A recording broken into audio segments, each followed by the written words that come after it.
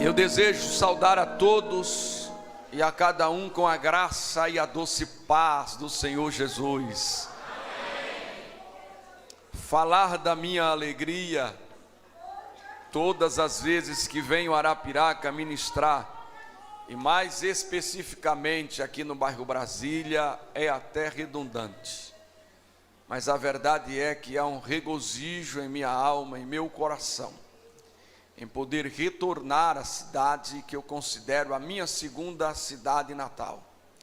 Nasci em União dos Palmares, mas foi em Arapiraca que a minha história tomou um rumo.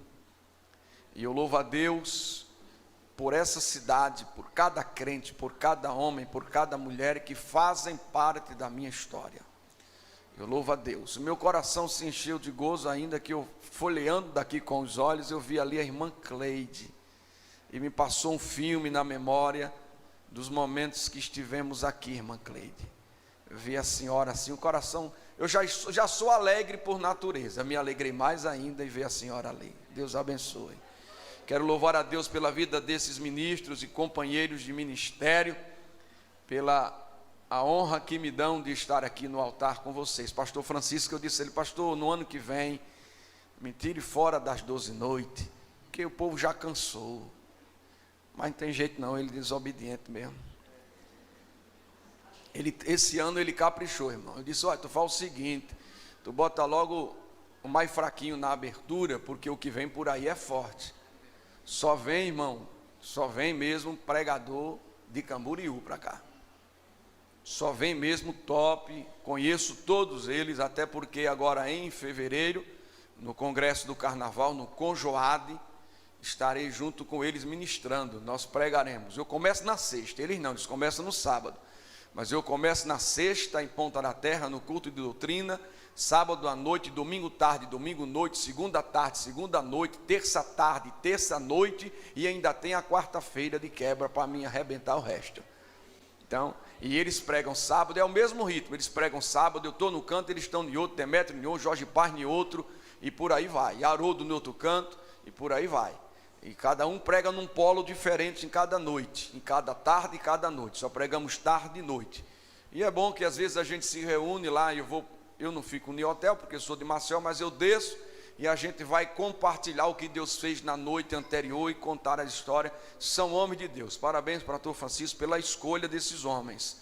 Pela escolha desses homens. Eu fico feliz porque o Eliel Brandão, que vai ministrar aqui, prega muito, irmão. Prega demais. Eliel Brandão, tive a oportunidade de conhecer através do pastor Demétrios, e é um instrumento de Deus. Já ligou para mim agradecendo, eu digo: rapaz, não sou eu não, se você não pregasse nada aqui, prestasse, o povo não queria, né? Mas foi você mesmo que trouxe uma mensagem que o povo de Arapiraca, pastor Orisvaldo foi a São Miguel, gostaram muito da ministração. Eu comprei assim, o Demétrios disse: pastor Ricardo, eu vou porque o senhor é meu amigo. Então receba o que é, como está me recebendo. Eu disse: prega, pastor, isso o senhor vai ver. Então eu fico feliz por estarem aqui, não perco uma noite. Se eu pudesse, eu estaria aqui todas as noites para comer também, né? Para me alimentar, mas depois ele manda os DVD para mim, para eu não ficar só na saudade. Glorifico a Deus. Quem trouxe o livro? Quem trouxe o livro? Pega o livro aí. Mostra o livro para eu ver, mostra o livro. Eita, coisa linda. Diga graças a Deus. Por este livro. Amém. Falando em livro, abra na carta de Paulo aos Filipenses. Eu disse, pastor Francisco, que eu estava já há mais de mês meditando no texto, preparando, rabiscando alguma coisa, ministraria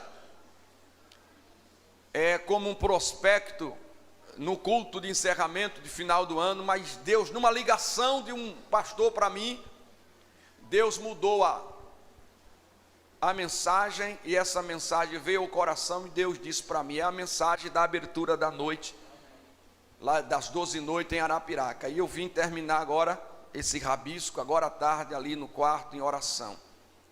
E falando em Bíblia, amanhã tem o encerramento da escola, amanhã tem o café da manhã, com encerramento e início de mais um ano de escola bíblica dominical. E com a aquiescência do pastor Francisco, a irmã Genilza ligou para mim, e eu disse: eu vou estar aí de manhã, antes de voltar para Maceió, para estar no culto, e eu estarei na escola dominical. Jesus quase batiza ela com o Espírito Santo por telefone, de alegria. Eu nunca vi. E amanhã de manhã estaremos aqui, tanto Noel Lima como Isael Soares, que são dois jovens, dois instrumentos de Deus. Eles congregavam em Pernambuco, na cidade de Água Preta, lá em Pernambuco. Já conheci Isael de tempo, e depois eles vieram para Maceió, morar em Maceió, e disse: eu vou congregar com o senhor. Eu digo: venha-se embora. E os dois estão congregando em Ponta da Terra. Isael, ele é músico formado, professor de música, dá aula de teclado, e vamos montar uma orquestra ou na Ponta da Terra, ou aonde o pastor Aurisvaldo me designar para sair, que a reunião está durando até agora das mudanças, e vai ter mudança na capital e no interior, muitas, e eu não sei nem para onde eu vou, nem para onde eu fico. Eu disse a ele: se eu for ou se eu ficar, a gente vai colocar uma orquestra. É um professor de música, nos conjuntos, ele tem feito os arranjos dos conjuntos lá, e o conjunto do Ministério de Louvor, que é um conjunto musical de lá, ficou uns arranjos bonitos, perfeito. E o CD do Israel esgotaram o CD do Israel, não tem mais nenhum, nem para fazer chá, nem a capa sobrou. Agora ainda tem do Israel, do Noel, ainda tem alguns CDs do Noel, CD de adoração, que vocês ouviram aqui, é só um preâmbulo do que tem no CD. Então leve para casa, em nome de Jesus, bote no carro para ouvir o que é bom, para ouvir coisa de Deus, desses instrumentos de Deus. Andam comigo e não fazem vergonha não. Canta para adorar o Rei dos Reis, Senhor dos Senhores. Eu gosto de momento de adoração, como o pastor Francisco faz aqui. Mas depois que esses dois chegaram lá, eu não canto mais, porque pelo amor de Jesus, né? Eu vou cantar para fazer o quê? O povo chorar, e o povo chora mesmo quando eu canto.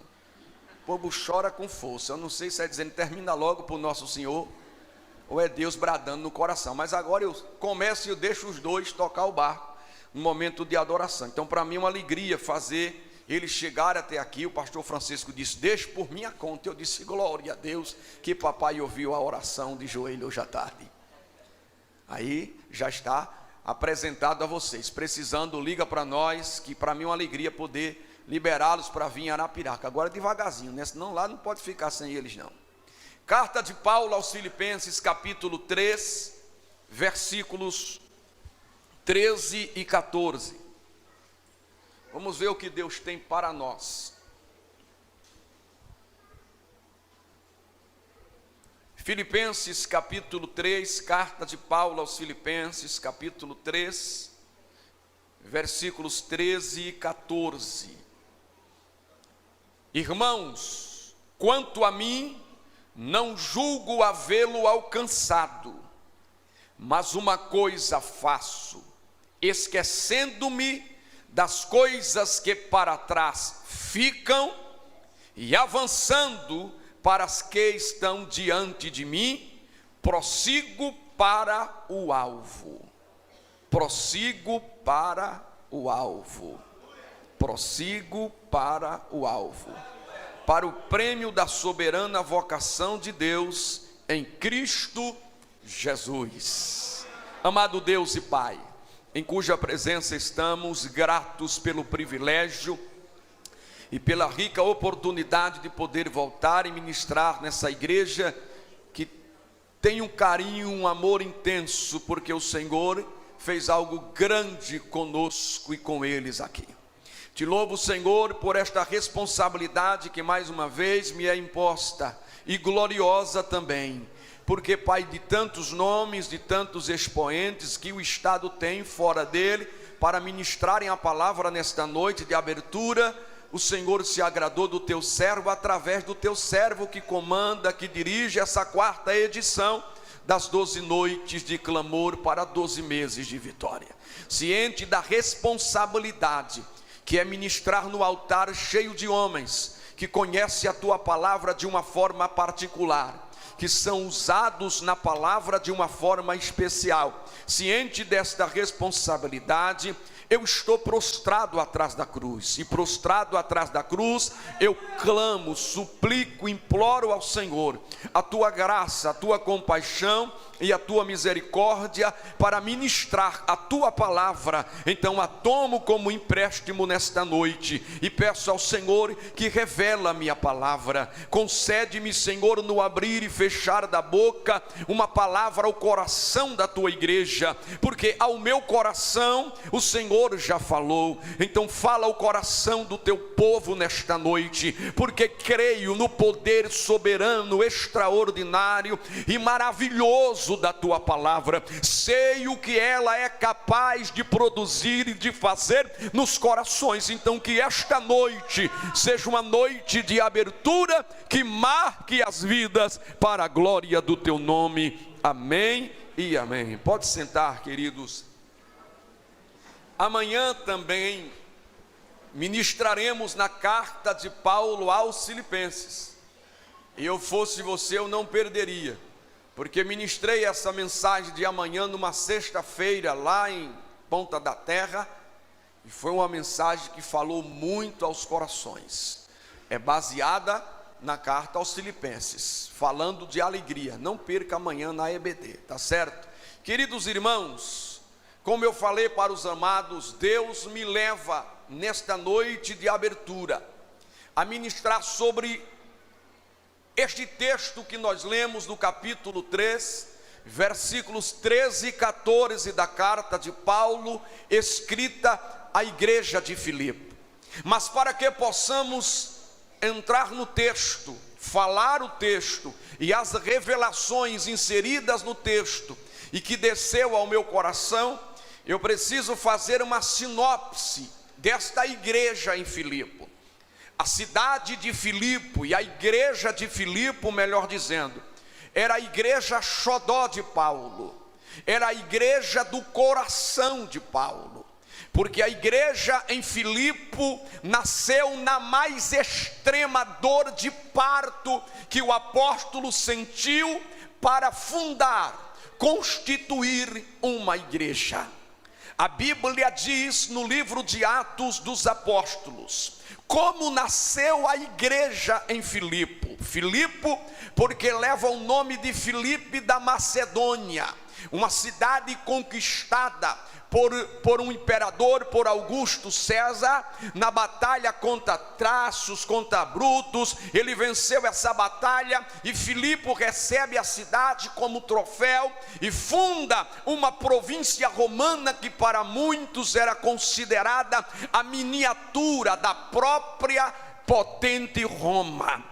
Filipe era uma cidade estrategista, era uma cidade que ficava entre os dois continentes, o oriental e o ocidental. Filipe era uma cidade muito admirada para quem queria algo grande e extraordinário. Paulo, na sua segunda viagem missionária, estava na Galácia, e na Galácia Paulo intentava, o desejo missionário de Paulo era ir para a Ásia, para pregar o evangelho na Ásia, mas o texto declara que o Espírito Santo impede de Paulo e de Silas a irem para a Ásia, e Paulo, entendendo este impedimento do Espírito, sabendo que ele queria mudar o curso da obra missionária, Paulo vai orar, e quando Paulo está orando, de noite, em uma visão, o varão da Macedônia diz para Paulo: passa a Macedônia e ajuda-nos.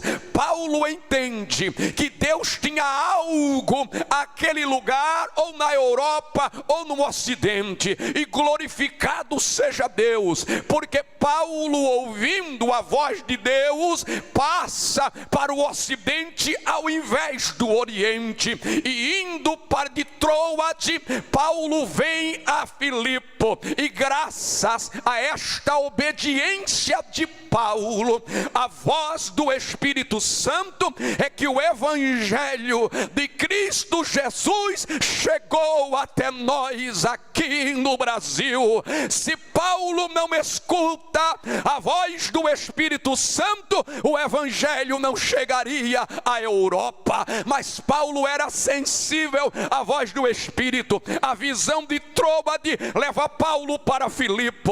E quando ele chega na cidade de Filipe, a primeira coisa que Paulo e Silas procuram é um lugar reservado para a oração. E quando eles descem, vão até o rio. E quando chega no rio, tem um grupo de mulheres que estão conversando. Paulo não perde a oportunidade e fala do evangelho. Lá estava uma asiática de Tiatira, por nome de Lídia, uma empresária bem-sucedida, uma prosélita, uma mulher que admirava a doutrina dos judeus, uma mulher que estava com o coração quebrantado para receber o Deus dos judeus. Paulo prega, e quando Paulo prega, o Espírito Santo segura Lídia, abre a porta do seu coração, e Lídia escuta Paulo pregar. Quando Paulo prega e faz o apelo, Lídia se entrega para o Senhor Jesus Cristo. A alegria dela era tão grande que ela levou Paulo para sua casa após ser batizada. Paulo prega, a família de Lídia se converte também, e Paulo continua na oração para entender o trabalhar do Espírito Santo. E diz o texto de Atos, que quando eles descem novamente para a oração, vem uma moça de origem grega. Era uma moça escrava, ela tinha senhores, ela tinha homens que ganhavam dinheiro através do espírito demoníaco de adivinhação.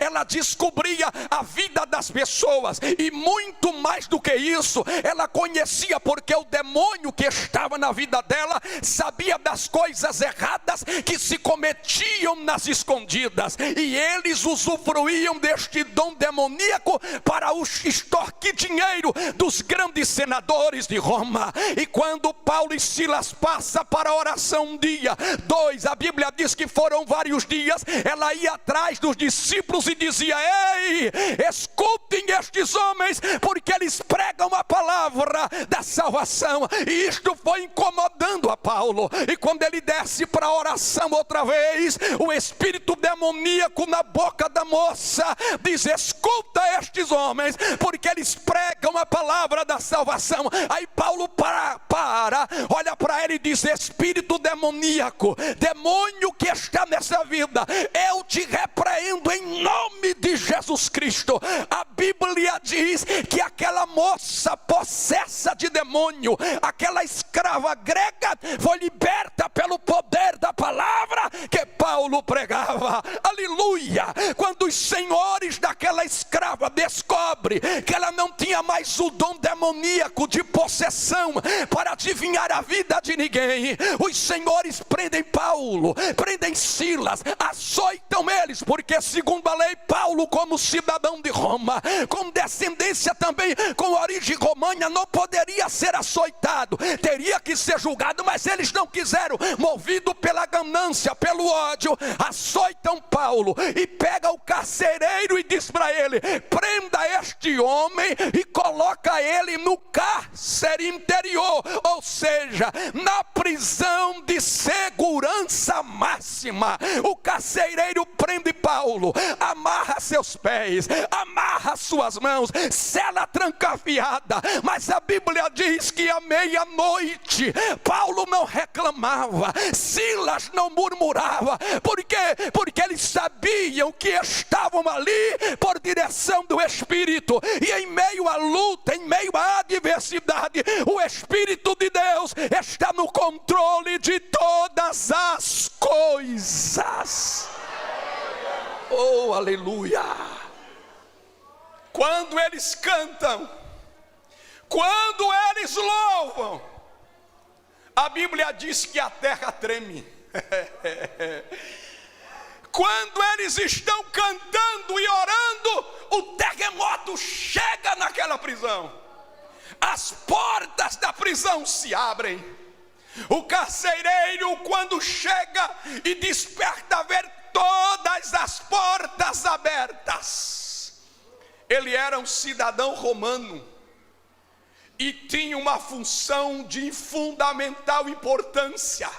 Era o responsável por guardar aqueles que eram afronta para Roma. Se os presos forem soltos sem ordem expressa do imperador, ou de quem legislava ali, de quem comandava a lei, ele era morto. Por isso que quando ele viu as portas da prisão abertas, ele desembainha a espada e vai tirar a própria vida. Paulo brada do meio do cepo, do tronco, das cadeias, das algemas, que estava preso. Aí Paulo diz: não faça tal coisa. As portas estão abertas, mas ninguém saiu da prisão ainda. Paulo prega para ele, e ele diz: o que é que eu faço para alcançar a salvação que vocês têm? Aí Paulo diz: crer no Senhor Jesus, e será salvo tu e a tua casa. Paulo ganha 3 classes de pessoas, de 3 segmentos religiosos diferentes. Ele ganha Lídia, uma prosélita, uma admiradora, agora crente. Ele ganha uma grega, uma mulher que era mística na ocultação de religiões ocultas, uma mística mesmo bem tosca, do misticismo, das magias negras. Paulo ganha, agora é crente. Paulo ganha este carcereiro que para ele, o Deus dele era o próprio César. Agora este carcereiro é crente, é um servo de Deus. Tiram Paulo da prisão. Paulo continua pregando, mas Silas, e vai embora. Quando 10 anos depois Paulo é preso em Roma, e quando Paulo está preso, a igreja de Filipe sabe da prisão de Paulo, e quando eles sabem da prisão de Paulo, eles chamam Epafrodito e diz: visita o nosso pastor amado, visita Paulo para saber como é que ele está na prisão em Roma. A Bíblia diz que Epafrodito vai visitar Paulo, e Paulo lá em Roma preso na sua própria casa, era uma prisão domiciliar, e chega Epafrodito trazendo as notícias de Filipe. O coração de Paulo se alegra e se entristece. Por quê? Porque a igreja de Filipe foi a igreja que mais contribuiu com a obra missionária na vida do apóstolo Paulo. E quando ele traz a oferta que eles mandaram para Paulo, Paulo pega a caneta e começa a escrever esta carta da prisão em Roma, começa a escrever essa carta para a igreja que estava em Filipe. E quando ele começa a escrever essa carta de 4 capítulos, 103 versículos, Paulo expressa a alegria, porque esta carta da igreja de Filipenses, amanhã falo com mais propriedade, ela é um tratado da mais extraordinária alegria, porque Paulo usa muito a expressão alegrai-vos, ou regozijai-vos do Senhor. A expressão alegrai-vos e regozijai-vos na Bíblia, ou melhor, na carta aos Filipenses, está escrita 16 vezes. Paulo, no capítulo 1 desta carta, Paulo apresenta Cristo como o Senhor da sua vida. Ele disse: para mim a vida é Cristo. Capítulo 1 versículo 21, Paulo diz: para mim o viver é Cristo, a minha alegria é Cristo, a razão da minha existência é Cristo. Eu vivo por Cristo, sem Ele eu não sou nada. Tudo para mim é Cristo. Capítulo 2, Paulo demonstra o verdadeiro modelo de humilhação verdadeira através de Cristo. Ele diz: de sorte que haja em vós o mesmo sentimento que houve também em Cristo Jesus, que sendo Deus, não teve por usurpação o ser igual a Deus, mas aniquilou-se a si mesmo, ou seja, esvaziou-se de si mesmo. Isso é uma expressão hebraica, ou melhor, grega, chamado de kenosis. É esvaziar-se de si mesmo, é tirar tudo de si, mas sendo a mesma pessoa. Jesus Jesus não deixou de ser Deus, mas usou dessa prerrogativa, humilhou-se a si mesmo até a morte, e morte de cruz. Paulo estava dizendo, ao invés de andar no sapatinho alto, ao invés de levantar o nariz, ou andar de nariz empinado, se achando a última bolacha do pacote, a última Coca-Cola do deserto, baixe a bola, desça, porque você é barro, você é pó. Baixa.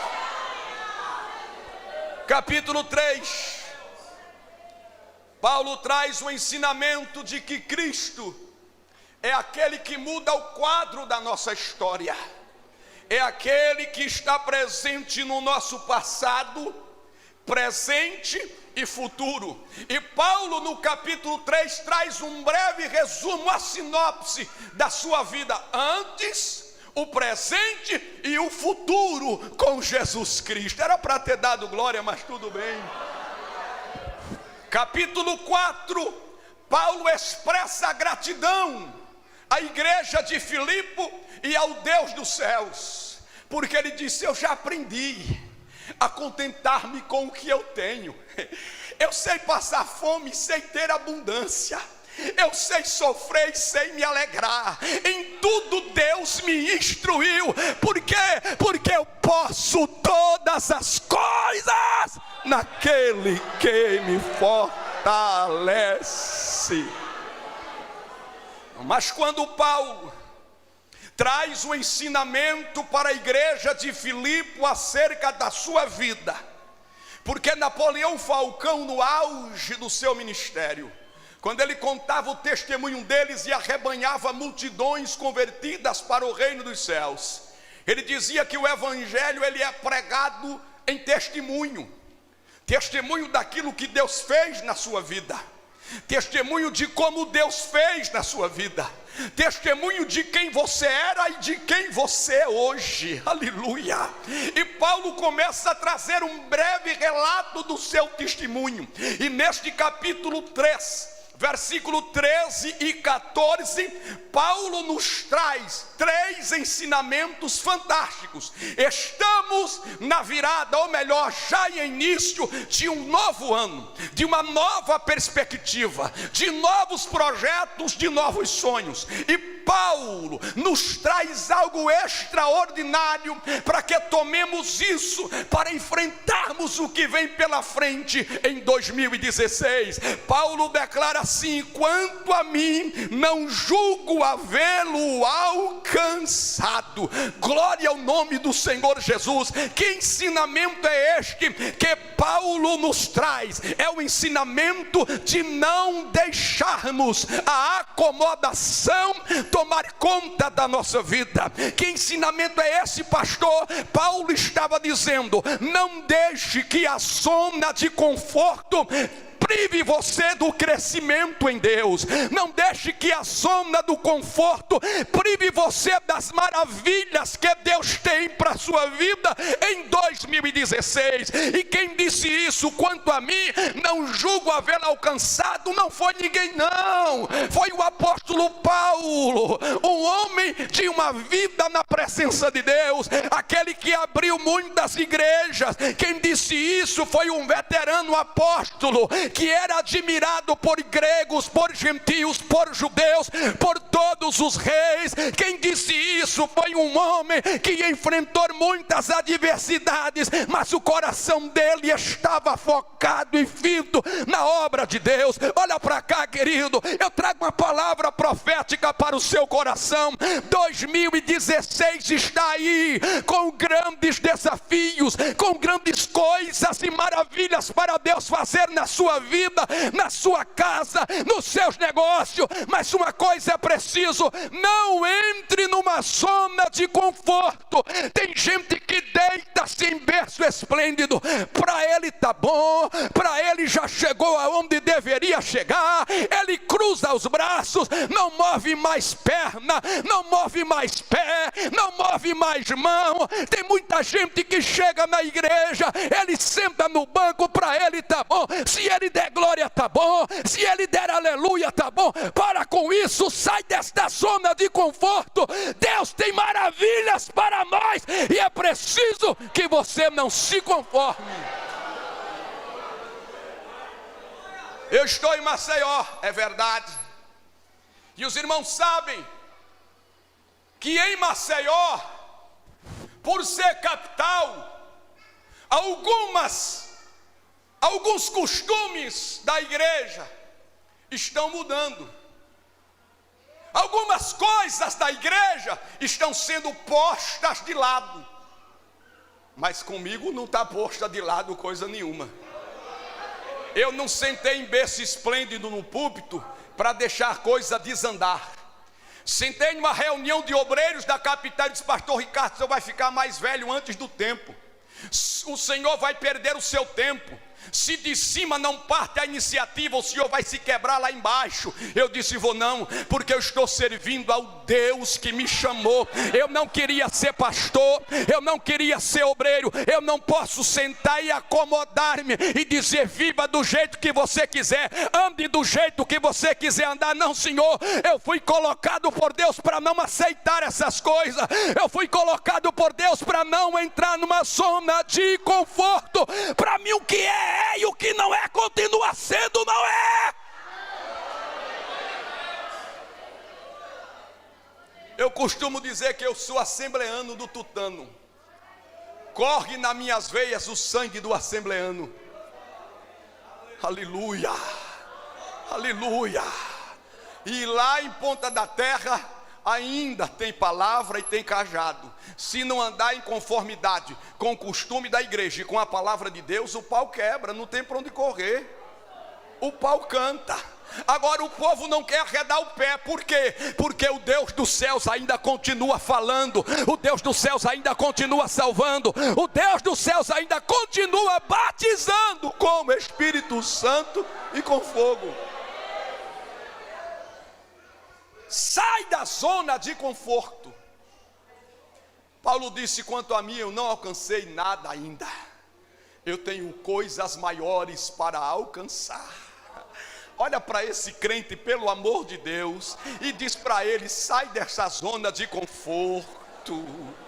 Deus tem coisa, diga para ele assim: Deus tem maravilhas que os teus olhos nunca viram, os teus ouvidos nunca ouviram, e você nem imagina. Deus tem para te dar. Sai da zona de conforto. Segundo, Paulo diz: quanto a mim, não julgo havê-lo alcançado, mas uma coisa eu faço, não alcancei nada, e por não alcançar, eu vou fazer. O que é que você faz, Paulo? Eu vou me esquecer das coisas que para trás ficaram. Das coisas que para trás ficam. Irmãos, tem gente na igreja, tem muita gente na igreja, que ele é saudosista das coisas ruins. Olha, lembrar das coisas boas não é tão proveitoso, porque quando se lembra das coisas boas, começa a dizer: antes era assim, antes era desse jeito, antes, e porque hoje não é melhor? Porque entrou numa zona de conforto. Tá bom demais, e o que estava bom antes não é bom hoje. Tem gente que entra numa zona em que ele começa a lembrar-se do passado, e o passado frustra. E quem está dizendo isso, meu irmão, eu não me lembro, se eu deixo as coisas que para trás ficaram. Foi um homem que o histórico dele é tão grande que eu tive que anotar. Foi um homem que o histórico dele diz, como ele diz assim: eu deixo as coisas que para trás ficaram.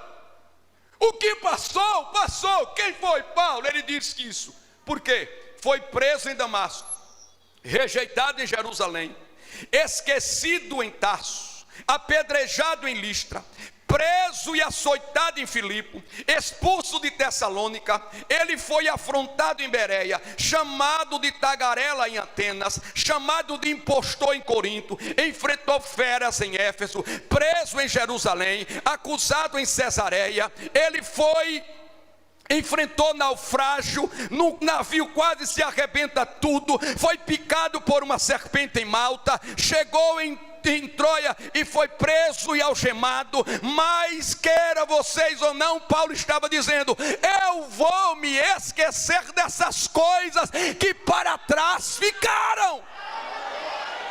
Se você olhar para trás, tem coisas que não é boa. Existem muitas humilhações, muitos sofrimentos, muitas decepções, muitas angústias, noites mal dormidas. Aí Paulo diz: deixa essas coisas que para trás ficaram. Se eu olhar para trás, 2015 só me traz tristeza. Poucos momentos de alegria eu tive em 2015, embora a minha alegria seja Cristo.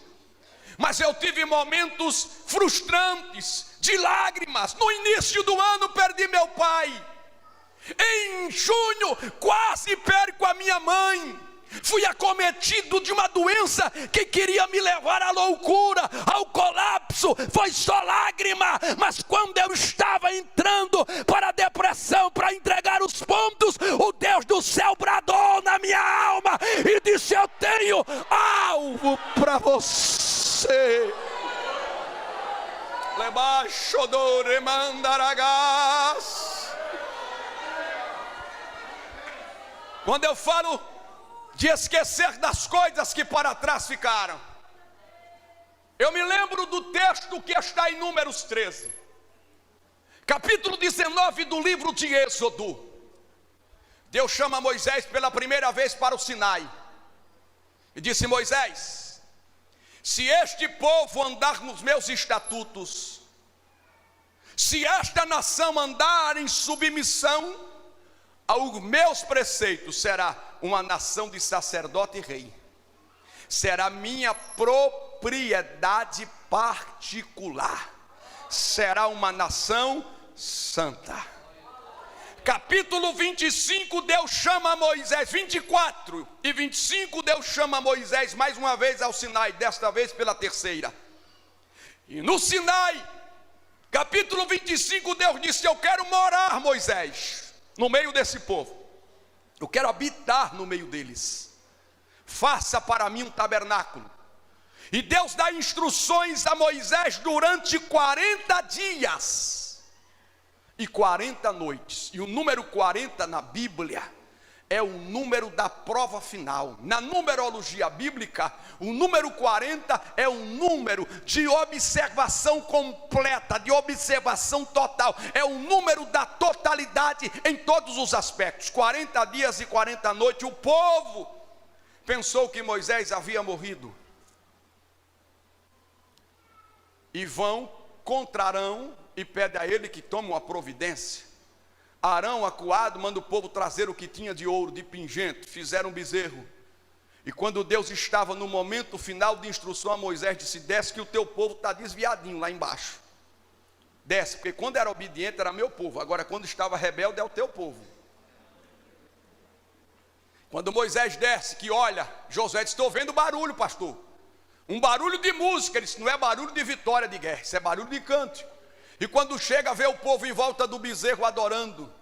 Moisés se revolta e diz: Arão, que é isso aí? Não sei não, eles queriam Deus, eu peguei aí, joguei o ouro aí dentro, saiu isso daí. Moisés destrói as tábuas do mandamento. E ele vai numa convocação no meio do arraial e diz: quem está disposto hoje a tomar uma providência contra os rebeldes? No meio das 12 tribos, levanta a tribo de Levi. E ele embainha a espada, ele diz: agora vocês vão matar irmão, vão matar pai, vai matar filho, vai matar mãe, todos os que foram rebeldes, todos os que forem submissos. E a tribo de Levi teve coragem e mata todos. Capítulo 34, Deus renova o pacto, e no versículo 10 ali é um pacto renovado. Ele diz assim: faço uma aliança contigo diante do teu povo. Não era povo de Deus que estava ainda rebelde. Faço uma aliança contigo.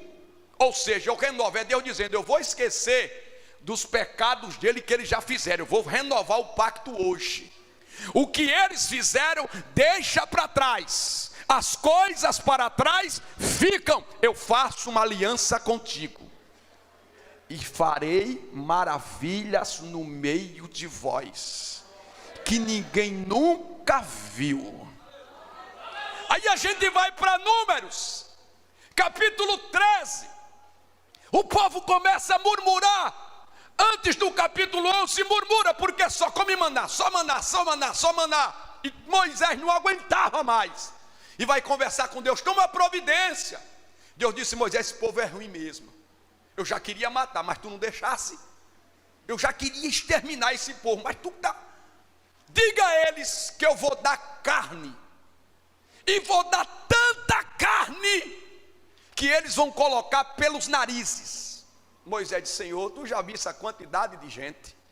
Aí Deus fica olhando para Moisés, Moisés, você já está pensando que a minha mão encurtou?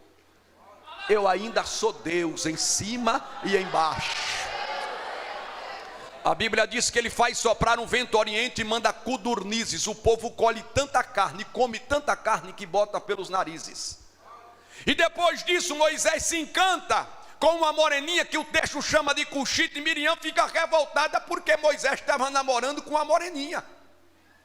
E diz, Deus só fala com Moisés?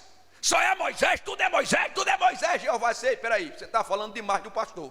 Vem cá, bicha velha, porque o seu negócio é bater pandeiro, ainda bate ruim. Falar do pastor não dá para você. E Miriam ficou leprosa. Aí Moisés entra de novo e roda pela infeliz da irmã para Deus curá-la. Aí depois Deus disse, Moisés, mande olhar a terra, mande olhar o que eu prometi para eles. Moisés chama 12 espias. 12 espias passam 40 dias de investigação na terra que Deus havia prometido. O alvo, o objetivo da nação de Israel é estar na terra que emana leite e mel. 40 dias depois de espiarem a terra, eles trazem o relatório. E quando chega a expectativa de Moisés, era grande, do povo, dos anciãos, era grande. A terra é boa, mana verdadeiramente leite e mel. É do jeito que Deus prometeu. Era para ter dado um glória com força, mas tudo bem. Porque do jeito que Deus promete a você, Ele vai cumprir. Da forma que Deus prometeu, Ele vai cumprir. Não, você não entendeu. Da maneira que Deus falou que ia fazer, Ele vai fazer. É do jeito que Deus disse, manda leite e mel. Só que, mas, está no texto, mas, não é para nós. Moisés diz, por que não? Por quê? O Senhor não foi passar 40 dias tremendo nas bases. Por quê? A cidade ou a terra é boa. Olha os frutos. Trouxeram um cacho de uva, trouxeram figos e trouxeram romãs. Porque a terra que Deus dá, é para você dar um glória, senão eu vou aí. Porque a terra, peraí, deixa eu dizer logo. A bênção que Deus dá tem uva, e o que é? Comunhão. A bênção que Deus dá tem figo, que é alegria. A bênção que Deus dá tem romão, que é milagres de Deus. Então a bênção é completa. Só que não é para nós. Por que não? Porque tem muitos valentes. Tem um exército poderoso, um povo poderoso. Além de que tem muralhas, a cidade é fortificada. Além de que nós vimos gigantes. Além de que nós vimos os amalequitas. Além de que nós vimos os heteus. Além de que nós vimos os jebuseus. Além de que nós vimos os amorreus e vimos também os cananeus. Não tem quem tome posse disso. 10 deles disseram, não dá, não dá, não temos condições. E alguém dizia, mas o alvo não é lá. Se é, mas olha para trás. Cidade fortificada, gigantes filhos de Anak, amalequitas, heteus, amorreu, jebuseu, cananeu. Não é para nós. Glória a Deus. Tem gente que é assim, entra 2016, já entra, como disse o pastor, vai na virada de ano, já entra para baixo, borocochô, moribundo, já está perdendo o ânimo, só porque o ano virou. Para com isso, rapaz, te alegra, você não faz parte dos 10, você faz parte dos 2, você é da linhagem de Josué e de Caleb. Eles rasgaram a veste e dizem, ei rapaz, não olha para trás, não olha para gigante, não olha para morreu, não olha para cidade, para Eteu, olha para a aliança, olha para a promessa, olha para o alvo. Deus disse, farei maravilha no meio de vós. Não olha para trás. Quando você olha para trás, tem um exército poderoso.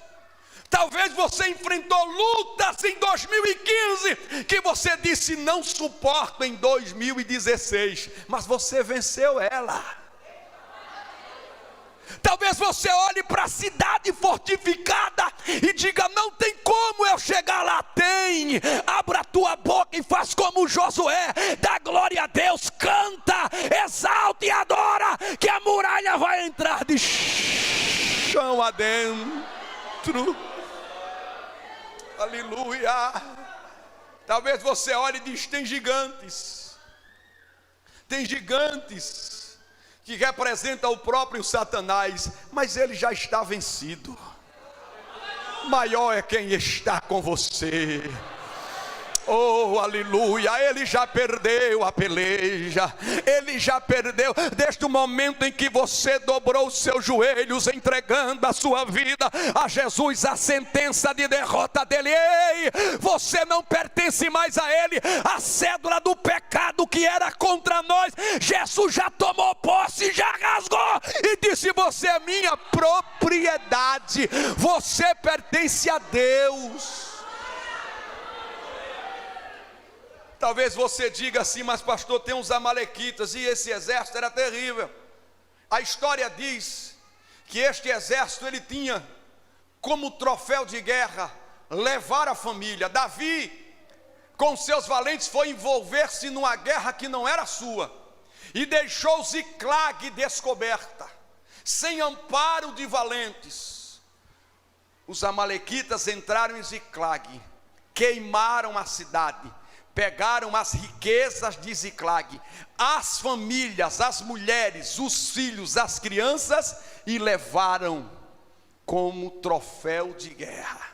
Quando Davi chega em Ziclag, Davi tem um desgosto, os guerreiros choram. A Bíblia diz que eles choraram tanto a ponto de perder as forças, ficaram tão desgostosos, porque foram com Davi na obediência, na submissão, mas o desejo não era de ir. Ficaram tão revoltosos contra Davi que queriam até alguma coisa, mas Davi ora, Davi busca o Senhor, e Davi diz, Senhor, eu vou deixar a minha família ser entregue na mão dos amalequitas, eu vou deixar os meus filhos servir de troféu de guerra. Deus disse, não, Davi, levanta e tem ânimo, porque eu vou dar a tua família na tua mão. Eu vou profetizar porque você não entendeu. Se o diabo em 2015 quis destruir a sua família, arrebentar com a sua família, em 2016 Deus vai dar a tua família na tua mão. É ano de maravilhas.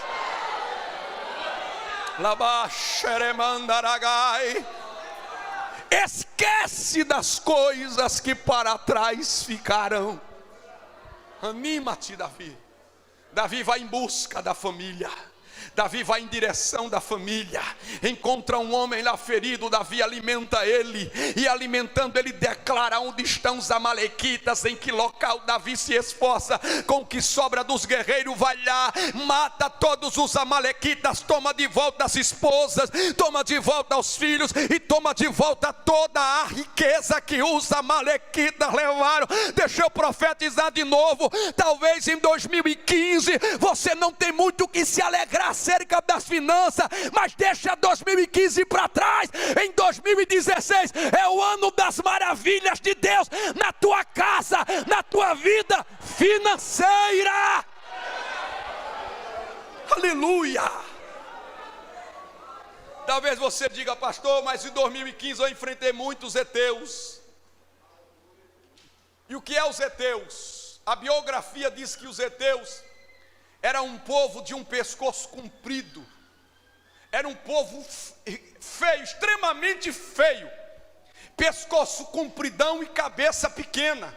O que tem hoje aí nessa zinca que está dando nos meninos, essa hidrocefalia, microcefalia, já tinha lá. A cabeça desses heteus era pequeno, pescoço comprido, era um povo feio. Eles metiam medo porque eram grandes, esguios, mas eram hábeis na batalha e na peleja.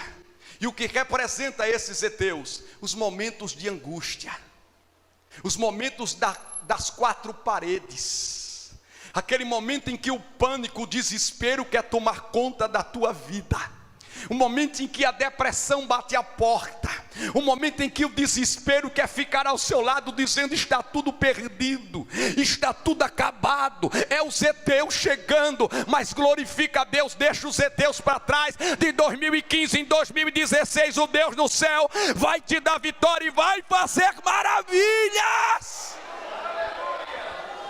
Talvez você diga: pastor, mas o senhor não sabe o que eu enfrentei em 2015. O que foi o que você enfrentou? Eu enfrentei os jebuseus. E o que representa os jebuseus? A humilhação. O que eles faziam era a particularidade dele, humilhar.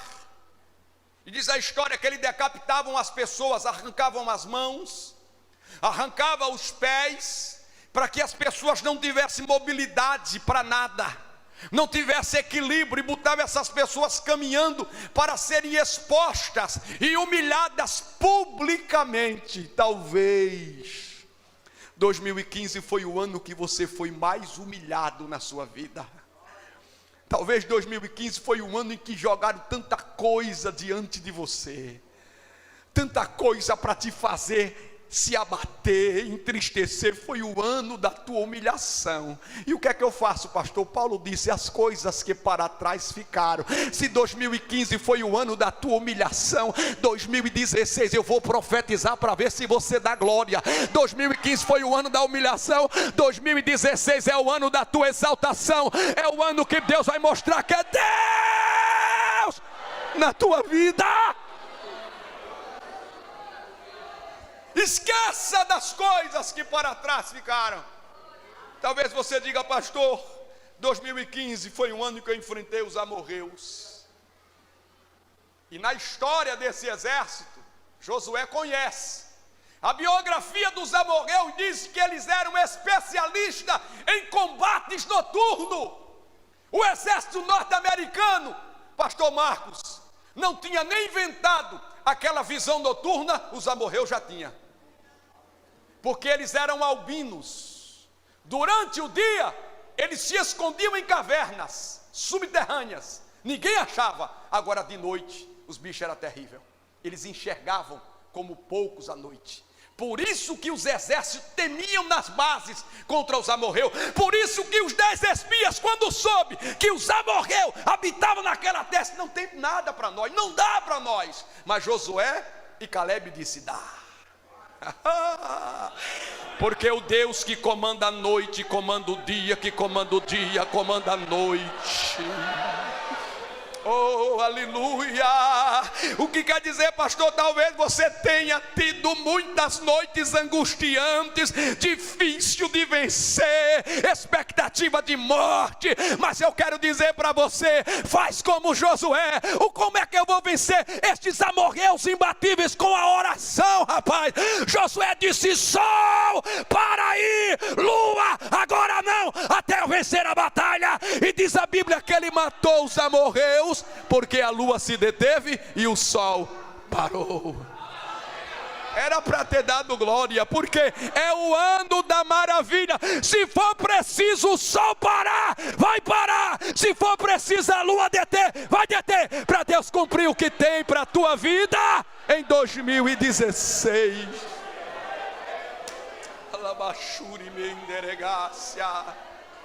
Estou terminando. Talvez você diga: pastor, 2015 foi o ano que eu queria ser melhor para Deus.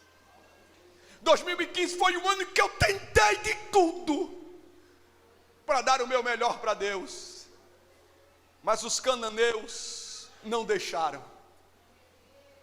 Os cananeus me impossibilitaram. Quem são os cananeus, pastor?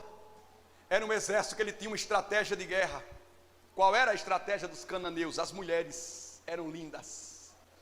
As mulheres cananeias eram mulheres lindas. E o que eles faziam? Eles lançavam as mulheres na frente da batalha. E quando os soldados do exército inimigo viam as mulheres cananeias, eles ficavam babando. Perdiam a noção de batalha, perdiam a noção de vigilância, perdiam a noção de que estavam em peleja e ficavam encantados com as cananeias. E daí então eles se embriagavam com as mulheres e os cananeus vinham e levavam tudo. E o que representa esses cananeias? Esses cananeus representam os desejos da carne, representa o sensualismo no meio da igreja. Talvez você quis ser melhor em 2015, mas o sensualismo, a falta de controle espiritual na sua vida, levou você a se distanciar de Deus. A oração em 2015 não fez parte da sua vida. 2015 foi um ano em que você se deteve mais às coisas que não agradam a Deus. A carnalidade deu mesmo desejo à carne. Mas eu quero profetizar: esqueça esse 2015 de carnalidade. Esqueça, prossiga para o que está diante de você. E o que é que está diante de mim, pastor? É um ano de maravilhas de Deus. Se 2015 foi o ano da carnalidade, 2016 será o ano da espiritualidade. Será o ano de Deus revolucionar a sua vida espiritual. Aleluia. Paulo diz: eu vou me esquecer dessas coisas. Esqueça, esqueça. Tem coisas novas diante de você. Tem coisas novas diante de você. Esqueça as humilhações, esqueça as noites perdidas, esqueça quem falou de você, deixa tudo isso de lado. Eu vou profetizar a Bíblia. Isaías 43, 18 e 19. Deus disse: meu profeta, abra a boca para a minha nação. E hoje ele diz: Ricardo, abra a boca para o povo que está na Brasília nesta noite. Eu vou abrir Isaías 43, 18 e 19. Ele disse: não considerei as coisas passadas e não se apegue às coisas antigas. Aí no 19 ele diz: eis que faço uma coisa nova. Levanta a mão, levanta a mão, levanta a mão. Adora a Deus, o Deus das coisas. Vem coisa nova para a tua vida. Adore a Ele, que eu vou terminar. Adore, adore. O Deus de coisas novas. Adore.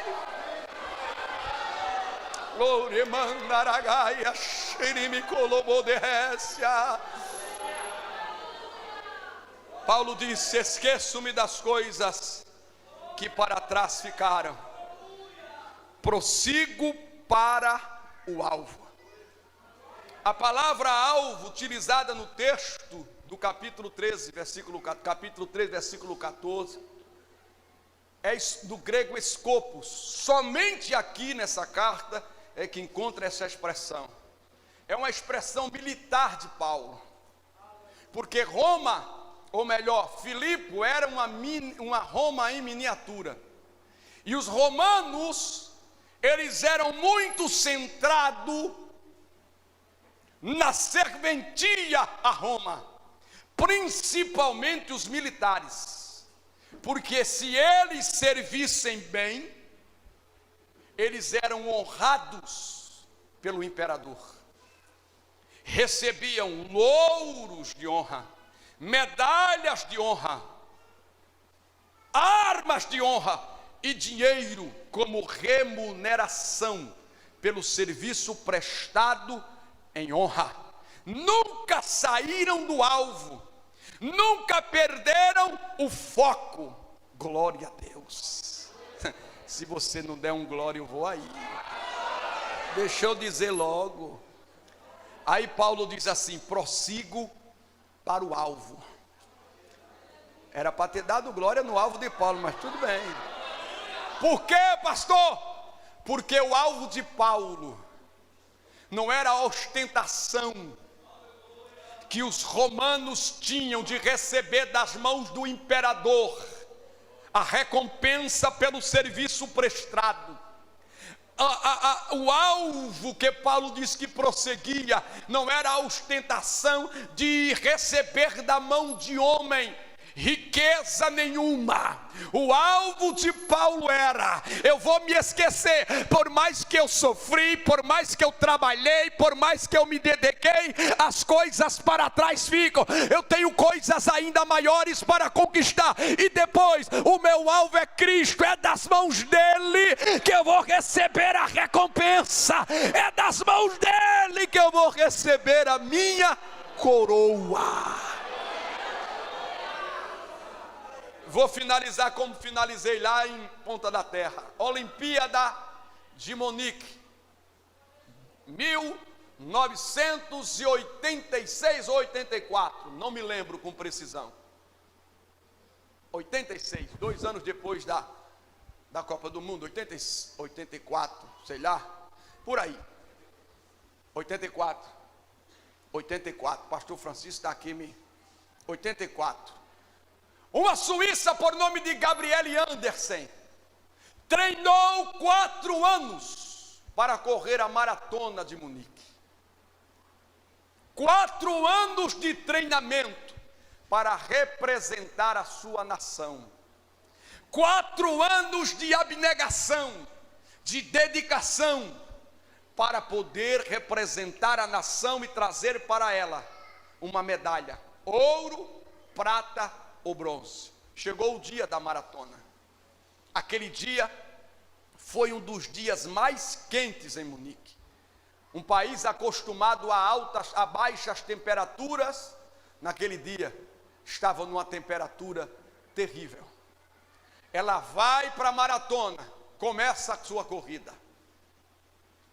E na corrida ela está extenuada, de 43 quilômetros, o seu corpo, por mais preparado que estivesse, não suporta o calor extenuante, o desgaste da corrida. O primeiro lugar, a primeira colocada chega, a segunda chega, a terceira chega, a quarta chega, a quinta, a sexta, a 20ª chega, a 50ª chega, a 80ª chega, e ela não chega. 1h30 depois do último ou penúltima colocada entrar no ginásio, vai entrando Gabriele Andersen com uma viseira. Ela entra no estádio, não mais correndo, mas cambaleando. As forças das pernas foram embora.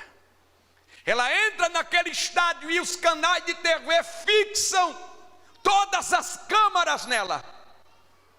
E as câmeras filmando para o mundo inteiro. O estádio já está de pé. Ela entra no estádio cambaleando, sem força, o corpo não lhe obedece mais. E ela vai entrando. O seu treinador corre ao seu encontro e diz: Gabriele, não precisa fazer isso.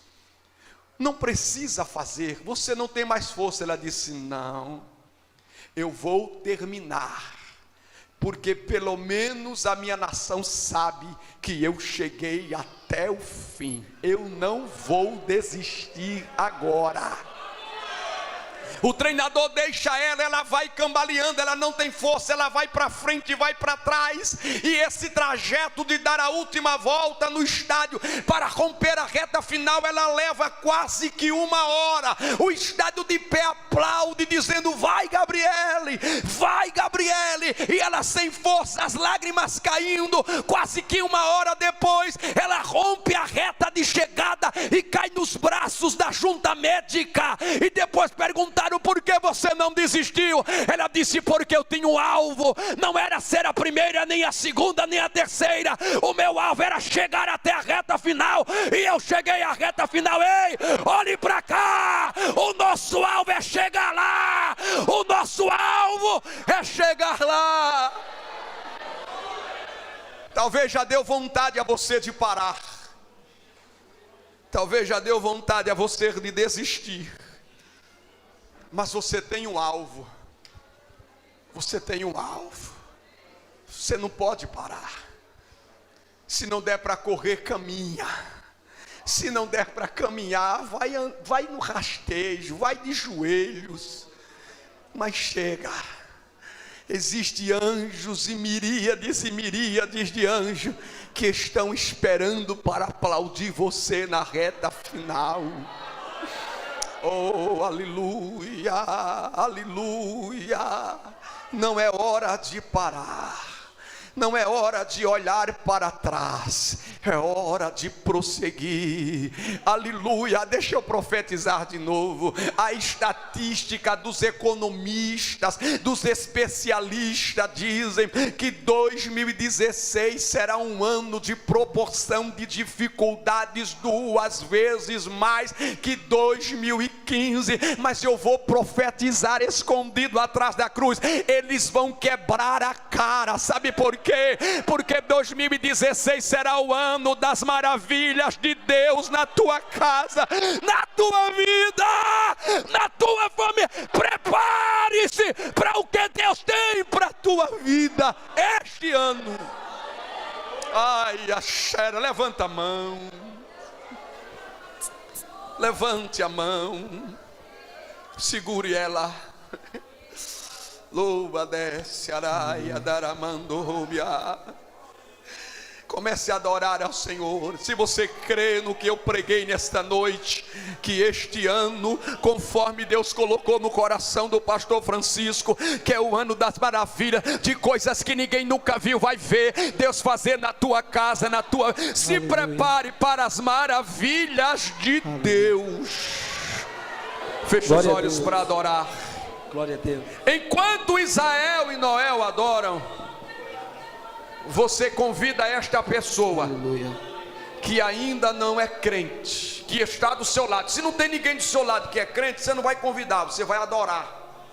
Mas se tem alguém do seu lado que ainda não é crente, você vai dizer para ela: esse é o ano das maravilhas de Deus na tua vida. E a primeira é: Deus quer salvar você e a sua casa.